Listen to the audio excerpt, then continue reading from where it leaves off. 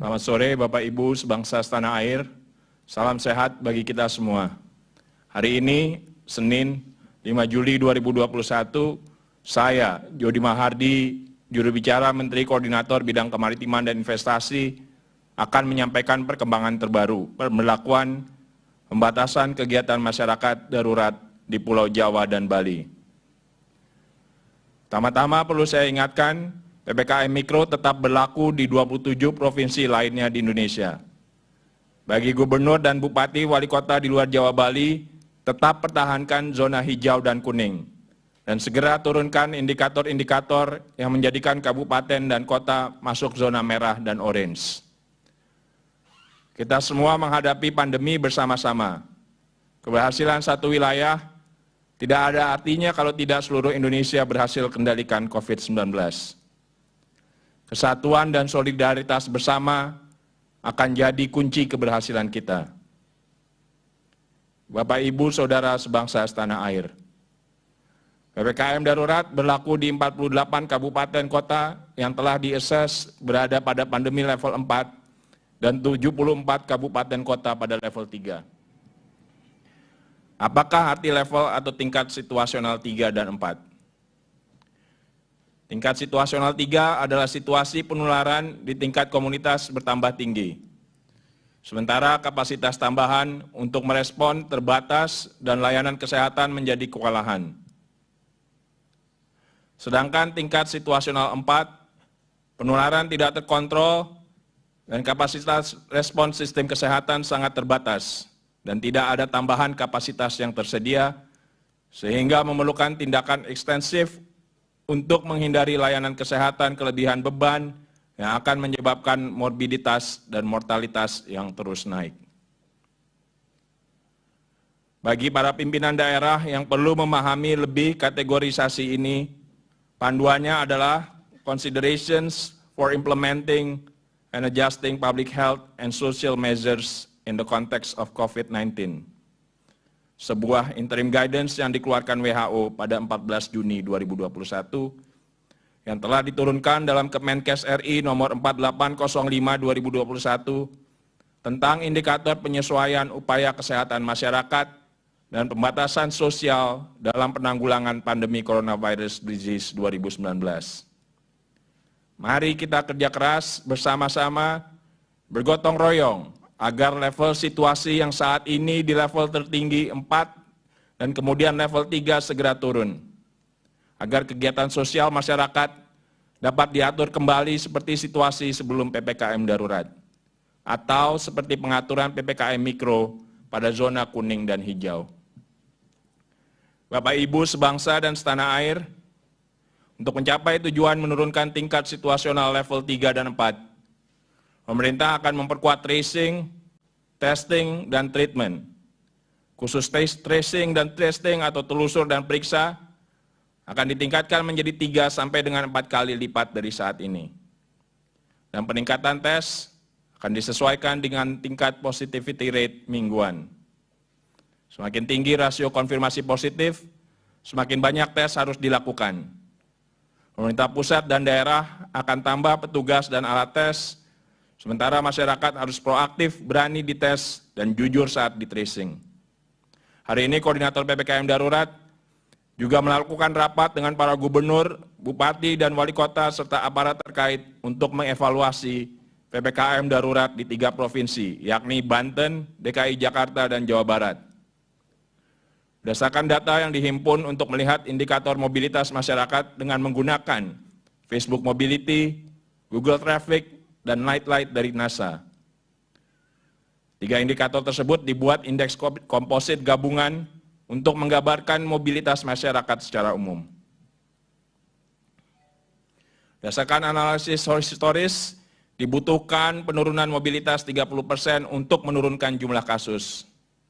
Namun dengan varian Delta saat ini, estimasi kami membutuhkan penurunan 50% mobilitas masyarakat. Kita butuh saling mendukung untuk mencapai indikator ini. Tetap di rumah, produktif, dan ibadah di rumah. Data indeks tersebut nantinya akan diberikan pada masing-masing wilayah untuk segera dilakukan evaluasi dan intervensi. karena ditemukan masih banyak sekali pergerakan masyarakat di 3 provinsi tersebut. Data indeks mobilitas ini nantinya akan segera digabungkan ke website Kementerian Kesehatan untuk masing-masing daerah dapat segera mengupdate secara harian sekaligus dapat mengevaluasi kebutuhan ini. Bapak Ibu sebangsa setanah air, untuk penyelarasan hasil tes agar dapat diakses banyak pihak, Kemenkes membuka akses bagi operator transportasi udara untuk melakukan pengecekan kesehatan penumpang secara otomatis dengan menunjukkan QR Code di aplikasi Peduli Lindungi atau menunjukkan nomor NIK di counter check-in. Semua data penumpang termasuk yang telah melakukan vaksinasi dan hasil pemeriksaan PCR atau antigen mereka tersimpan dengan aman di Big Data Kemenkes atau New All Record Kemenkes RI. Big Data NAR ini terkoneksi dengan aplikasi Peduli Lindungi. Bapak Ibu sebangsa setanah air, kami tegaskan lagi, pemerintah sudah menetapkan harga eceran tertinggi untuk 11 jenis obat di masa pandemi, dan pemerintah terus berupaya memastikan ketersediaan tabung oksigen. Kami targetkan porsi oksigen yang diproduksi di Indonesia, Koordinator PPKM Darurat meminta agar 100% produksi oksigen diperuntukkan untuk kepentingan medis terlebih dahulu. Ini artinya seluruh alokasi industri harus dialihkan ke sektor medis. Pak Menko telah meminta Menteri Perindustrian untuk membantu menyukseskan kebijakan ini.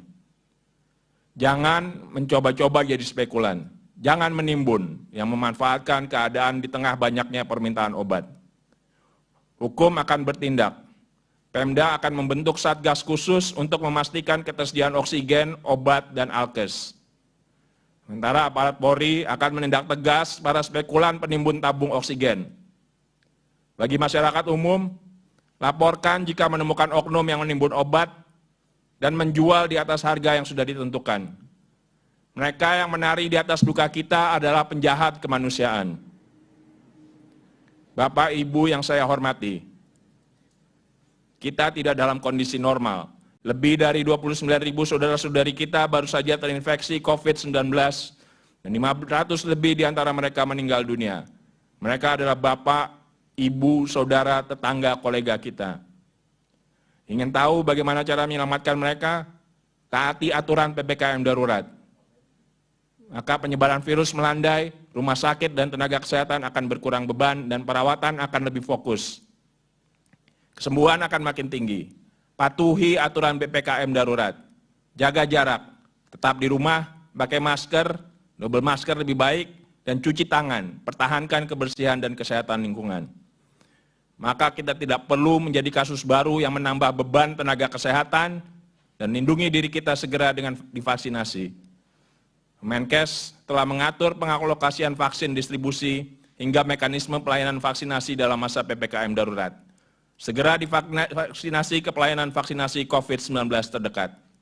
Tidak perlu ragu dengan vaksin yang ada, telah dijamin aman, bermutu, dan berkhasiat oleh Badan POM dan WHO. Sudah lebih dari 46 juta dosis vaksin telah diberikan. Sekitar 32 juta orang sudah terima dosis pertama, dan 14 juta diantaranya mendapatkan dosis kedua. Giliran Bapak Ibu yang belum divaksin menjadi bagian dari upaya penyelamatan bangsa ini. Daftarkan diri untuk divaksin sekarang juga. Bapak, Ibu, saudara-saudari yang sedang dalam perawatan rumah, pemerintah semakin menggalakkan pelayanan kesehatan melalui telemedicine pada masa pandemi COVID-19. Cari informasi yang akurat tentang telemedicine ini di situs Kemenkes RI dan covid19.go.id. Bapak, Ibu sebangsa setanah air, patuhi protokol kesehatan, prokes harga mati, tetap di rumah, pakai masker dan rajin cuci tangan. Tidak mematuhinya akan berujung sanksi atau keselamatan nyawa Anda dan orang lain. Tetap bersatu melawan COVID-19.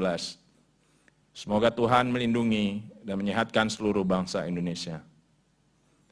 Sekarang saya persilakan Brigjen Polisi Dr. Andes Rusdi Hartono MSI, Karopenmas Difumas Polri untuk memberikan keterangannya.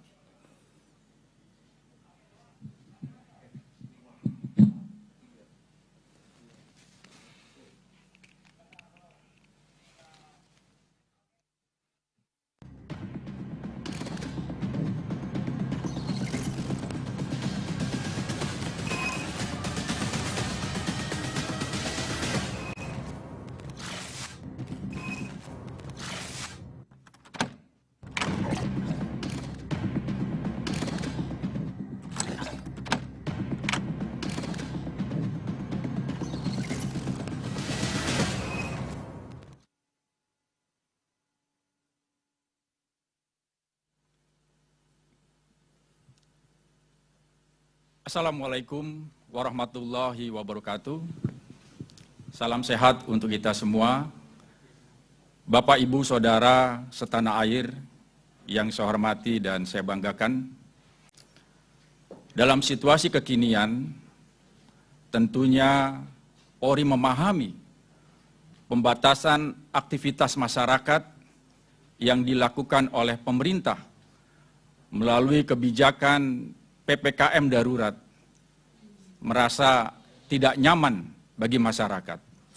Ada aktivitas yang selama hari-hari biasa bisa dilakukan, tapi dalam situasi kondisi seperti ini, itu tidak bisa dapat dilakukan.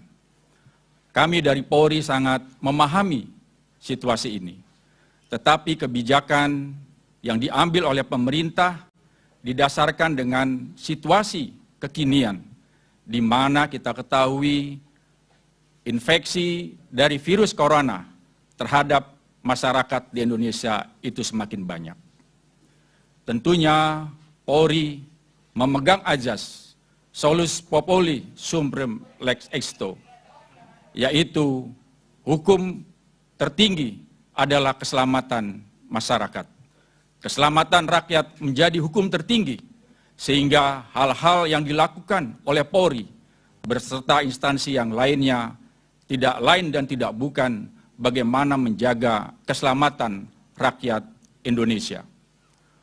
Polri tentunya terus memberikan edukasi, terus memberikan informasi secara masif kepada masyarakat mengenai PPKM darurat yang sedang diberlakukan sekarang ini.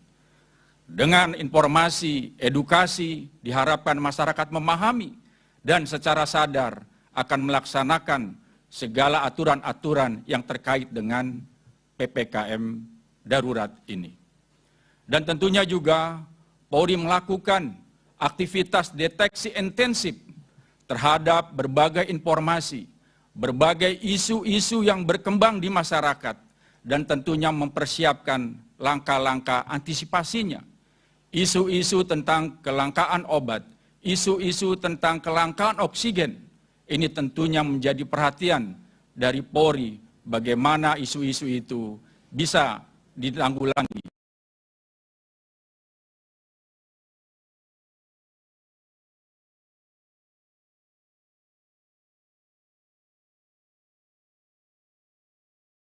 Pelanggaran-pelanggaran protokol kesehatan dan juga perbuatan-perbuatan lain yang tentunya akan menghambat penanganan pandemi COVID-19.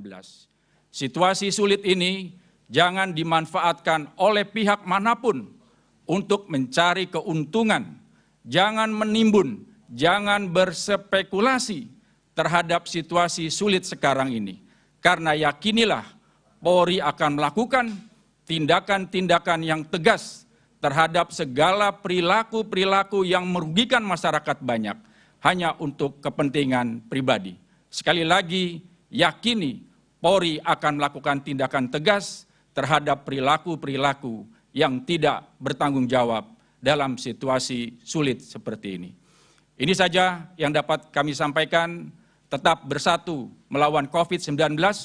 Semoga apa yang kita lakukan mendapat ridho dari Allah Subhanahu wa Ta'ala, Tuhan Yang Maha Esa. Terima kasih, salam sehat, wassalamualaikum warahmatullahi wabarakatuh.